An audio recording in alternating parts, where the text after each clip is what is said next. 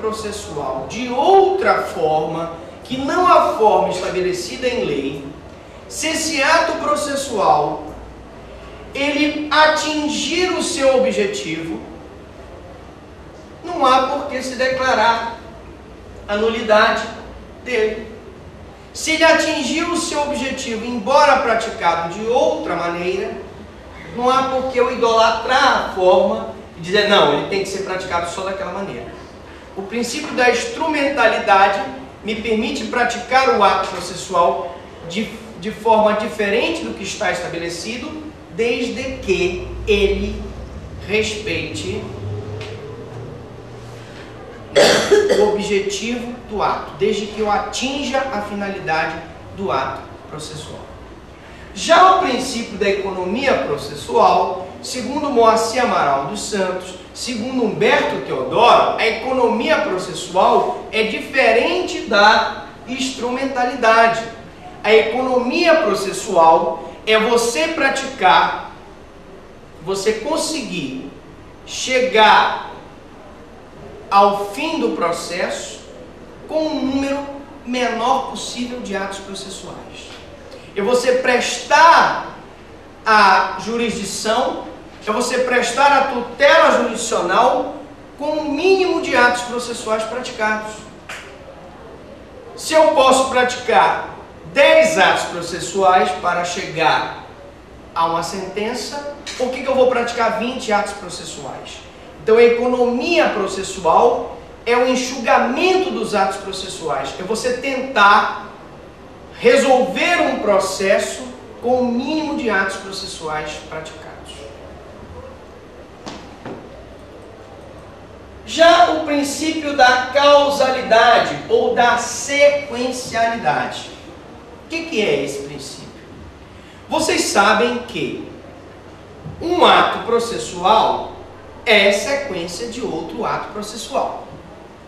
Se o ato processual anterior está eivado de nulidade, os atos que forem considerados causa ou sequência dele também serão contaminados pela nulidade. Imaginemos que eu colha um depoimento de uma testemunha de defesa antes de colher o depoimento de uma testemunha de acusação. Vocês sabem perfeitamente que pelo Código de Processo Penal, eu só posso colher o depoimento da testemunha de defesa, primeiro colhendo o depoimento da testemunha de acusação. Mas se o juiz inadvertidamente colhe o depoimento da testemunha de defesa antes do testemunho de acusação, aquela testemunha de defesa que foi colhida antes, o depoimento dela vai ficar prejudicado. Porque se a testemunha de acusação falar alguma coisa, como é que eu vou rebater aquela acusação com o depoimento daquela testemunha de defesa? Então, a partir do momento que houve inversão do depoimento, e o depoimento dessa testemunha de defesa vai dar sequência aos outros depoimentos, os outros depoimentos são sequência dele. Se houve nulidade na antecipação do depoimento da defesa, evidentemente que haverá nulidade dos atos posteriores. É o que a gente chama em direito americano de Fruits of Poison Tree, ou seja, os frutos da árvore proibida. Se eu tenho uma maçã podre no cesto, ela vai apodrecer o cesto todo. Se eu tenho uma ovelha má, eu levo o meu rebanho a perder. Então, um ato processual eivado de nulidade, ele vai gerar nulidade nos demais atos processuais. Professor, escreve aí. O senhor falou em inglês. Para eu anotar. Vou escrever aqui no papel, depois eu te dou, ok? Porque eu não tô sem caneta aqui. É Fruits of Poison Tree. Depois eu passo para você, ok? Bom, princípio do interesse. O que é o princípio do interesse a nível de nulidades processuais? para vocês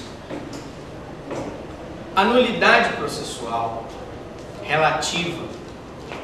Você deve provar o prejuízo. Provando-se o prejuízo, deve-se arguir a nulidade, certo? Ora, só quem pode arguir a nulidade é aquela pessoa que sofreu o prejuízo. Se eu tenho uma pessoa que não sofreu prejuízo, ela não pode arguir a nulidade, porque pelo princípio do interesse, só pode invocar a nulidade quem dela possa extrair algum resultado positivo ou situação favorável dentro do processo. Diga. Personalíssimo. É uma posição personalíssima, né? Eu diria o seguinte, a pessoa que teve o interesse violado, o ato processual violou o seu interesse, exemplo, o réu foi citado na pessoa de terceiro, na terceira, em vez do oficial entregar a citação para ele, ele citou uma outra pessoa, uma terceira pessoa. Não há dúvida nenhuma que houve nulidade absoluta dessa citação, que a obrigação do oficial de justiça era citar o réu e não terceira pessoa. Ora, o réu que não foi citado pessoalmente não teve tempo de conversar com o seu advogado, não teve tempo de arguir a defesa e foi prejudicado. Então ele teve o seu interesse violado e pelo princípio de interesse é ele que tem que arguir. Agora uma pergunta que me fazem muito: professor, mas eu ouvi falar que o Ministério Público, de qualquer forma, seja nulidade que favorece a defesa, seja nulidade que favorece a acusação, ele sempre tem interesse processual no caso da nulidade. Por quê? Porque o Ministério Público, além de ser um órgão acusador, ele ostenta a função de custos legis, fiscal da lei. E ele, como fiscal da lei, tem interesse em que os atos de nulidade sejam arguidos no momento oportuno para que o processo não seja reivado pela sanção de nulidade. E se nós tivermos um processo cheio de atos processuais nulos, a prestação jurisdicional não se fará e quem sai no prejuízo é o Estado. E ele está ali também para gerar, para defender o interesse do Estado. Então o MP sempre tem interesse em arguir a nulidade. Não, a lei não reconhece interesse a quem haja dado causa à nulidade. Se eu dei causa à nulidade, eu não tenho interesse para arguí-la. Princípio da convalidação. Atenção. Princípio da convalidação, ele vale para nulidades relativas. Prestem bem atenção. Quando eu tenho a violação de uma norma infraconstitucional, quando eu tenho a violação do interesse das partes, eu tenho uma nulidade relativa. Só que a nulidade relativa, ela tem um tempo para ser arguída. Eu não posso ficar indefinidamente dando oportunidade para que a parte argue a nulidade relativa. E quando nós falarmos do artigo 571 do Código de Processo Penal, nós vamos verificar os prazos para a arguição da nulidade. Se a parte não arguir a nulidade no momento oportuno, essa nulidade vai se convalidar. O que é a convalidação da nulidade? É que o ato processual estará precluso, ela perde o direito de arguir a nulidade. Porque no primeiro momento que ela teve de arguir a nulidade, ela não fez. E por conta da sua negligência, esse ato processual preclui. Então, as omissões da denúncia, por exemplo, e da queixa, poderão ser supridas a todo tempo antes da sentença final.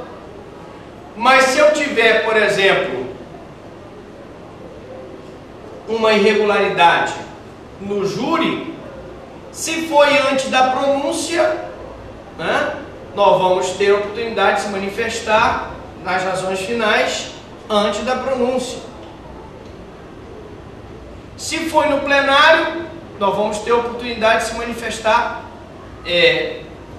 no próprio plenário, antes da decisão dos jurados, no primeiro momento que aconteceu a nulidade. Então, se eu tenho uma nulidade anterior à pronúncia, houve a sentença de pronúncia, no primeiro momento que foi instalada a sessão do júri, eu arguo a nulidade. Se essa nulidade aconteceu no plenário, eu arguo no primeiro momento que ela aconteceu. Por quê? Porque se eu não arguir essa nulidade no momento oportuno, ela vai se convalidar. Em relação ao artigo 570, o acusado tem que conhecer previamente os termos da imputação para o adequado exercício da autodefesa sob pena de nulidade absoluta. É o que eu dizia, o acusado que foi citado irregularmente, ou que foi citado um dia antes da audiência, que não teve tempo de articular a sua defesa, ele vai poder arguir a nulidade absoluta. Princípio da não preclusão. Esse princípio da não preclusão é um princípio que vigora para as nulidades absolutas. As nulidades absolutas não precluem. Elas não precluem porque elas violam princípios de ordem pública. Elas violam princípios constitucionais. Tal princípio só é aplicado às nulidades absolutas. Mas nós temos uma exceção. Novamente, vamos lembrar. Quando se tratar da súmula 160 do Supremo, que diz: é nula a decisão do tribunal que acolhe contra o réu nulidade não arguída no recurso da defesa, perdão, no recurso da acusação, ressalvados os casos de recurso de ofício.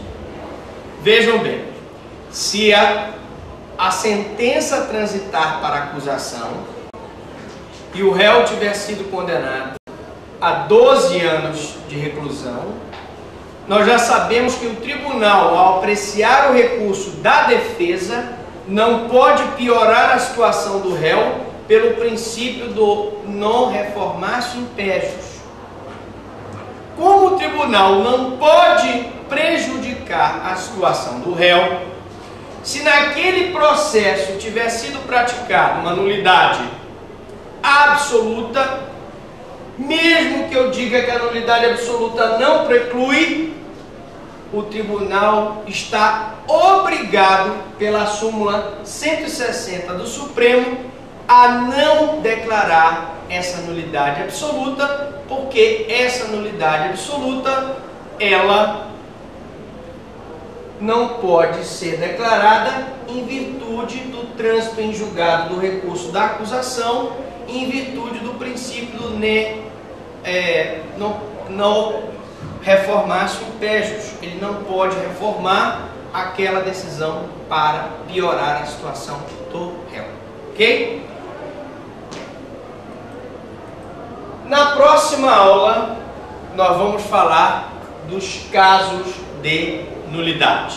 Alguma dúvida? Alguma pergunta?